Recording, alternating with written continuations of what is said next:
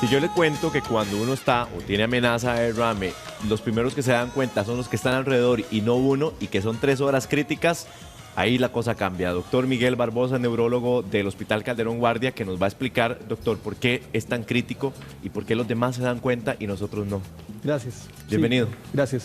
Sí, de hecho el tema de los infartos cerebrales o derrame cerebral, como comúnmente la gente lo conoce, es de mucha importancia porque está entre las primeras causas de discapacidad en adultos y además es de las primeras causas de muerte también a nivel mundial. Por ende, es importante tener en cuenta que estos elementos, digamos, de detectar el infarto cerebral son básicamente fundamentales para que la persona lleve pronto al familiar que está sufriendo el infarto al centro médico para que sea atendido. Yo quiero que ahorita ahondemos en cuáles son esos síntomas que quizá podemos hacer ahorita, doctor, que deberían llamarnos la atención, pero ¿qué es lo que nos pasa en el cerebro? ¿Qué es lo que ocurre acá? Ok, un infarto cerebral básicamente se da porque ya sea, bueno, en el caso del infarto o la enfermedad cerebrovascular, se altera el flujo sanguíneo en alguna arteria que lleva sangre al cerebro, eso es un infarto cerebral de tipo isquémico. O sea, por ejemplo, en esta arteria se clava un coagulito aquí y no permite que el flujo que va para esta parte se dé. Ese sería el infarto isquémico, donde se da un coagulito. Ese coagulito puede hacer que se forme en una plaquita de grasa que está en la arteria o que venga del corazón, por ejemplo, y que llegue por el vaso sanguíneo y que se quede ahí clavado. Esa sería, digamos, una de las causas más comunes por las que se da un infarto cerebral de tipo isquémico. Pero otro puede ser el infarto hemorrágico, donde, por ejemplo, hay una ruptura de esta arteria y entonces la sangre sale en el tejido cerebral. Para ambos casos, ¿qué es lo que genera que esta obstrucción se haga? Eso van a ser muchas causas. Típicamente, la gente que tiene más riesgo de este tipo de condiciones son gente que tiende a tener enfermedad que llamamos aterosclerótica, o sea, plaquitas de grasa que se forman en las arterias. En ese sentido, las personas con presión alta, con diabetes, con problemas de colesterol, o personas con problemas del ritmo del corazón tienen mayor riesgo de esta condición. ¿Los fumadores? Los fumadores también es otro grupo de riesgo, porque ya sea estas condiciones son tanto válidas para el infarto, donde se tapa una arteria, como donde se produce el sangrado. Doctor, hablábamos de eso. Voy a poner este guión por acá, porque lo que me interesa es que la gente, si podemos hacer algún ejercicio de cómo detectar si estamos con un familiar o una persona cercana con el tema. ¿Cómo sería en mi caso, por ejemplo? Claro.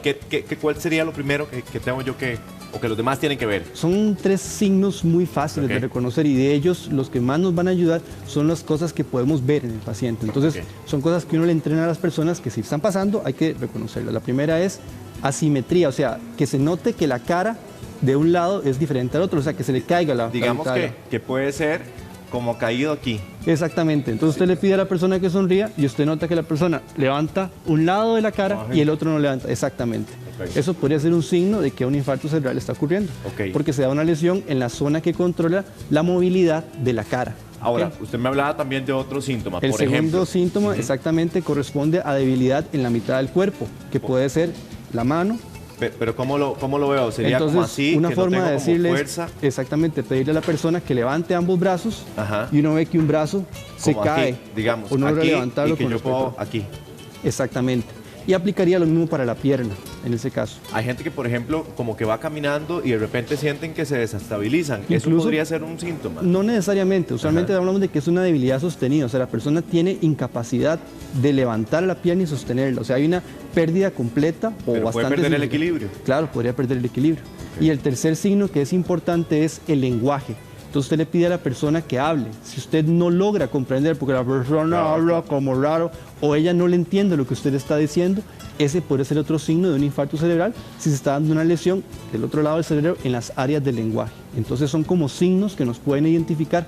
Obviamente va a depender de qué parte del cerebro se lesione. Algunas veces si se lesiona, por ejemplo, el lóbulo occipital aquí atrás, esta zona controla lo que es la vista. Entonces la persona podría tener un trastorno visual completo, o sea, se le pierde la capacidad de la vista en la mitad del campo visual, por ejemplo. Usted me mencionaba un tema importante, creíamos que esta era una enfermedad de adultos mayores. Primer error, eso no es cierto. ¿Por qué, doctor?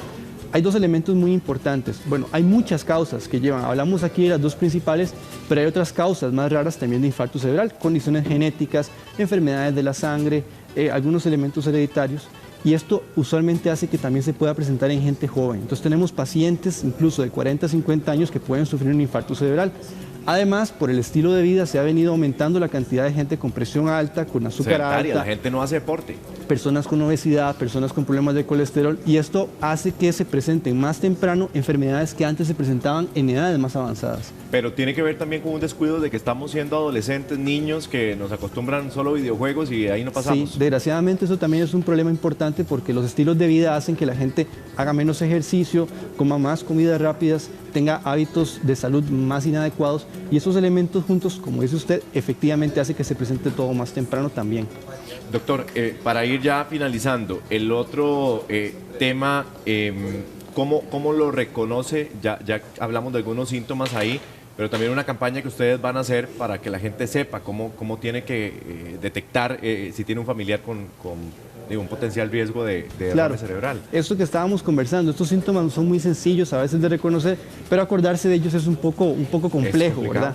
Entonces, estamos desarrollando una campaña donde se dan algunas frases muy sencillas para que las personas se acuerden. Entonces, un acrónimo que estamos usando es el camaleón. Camaleón, contémoslo así, camaleón, ¿por qué? Un camaleón, básicamente, además de que es un bichito muy gracioso y si uno se puede acordar, las palabras forman elementos que pueden reconocer. Entonces, la CA del principio K nos habla de asimetría o debilidad en la cara. La cara. La MA se relaciona con la mano y nos habla de que puede haber debilidad en la mano o el brazo. Cuando cae. La LE del lenguaje nos habla de que hay trastornos en la capacidad para producir lenguaje o entender. Y la ON final de camaleón nos habla de que hay que darle on al teléfono para llamar rápido al servicio de emergencia y trasladar al paciente lo más pronto posible. Porque esas 3 horas son las más críticas. Exactamente. En 3 horas es la diferencia entre morirse o quedar con una secuela para toda la vida. Exactamente. Doctor, muchísimas gracias y buena iniciativa, la verdad. Gracias. Vamos entonces ahora con Verónica.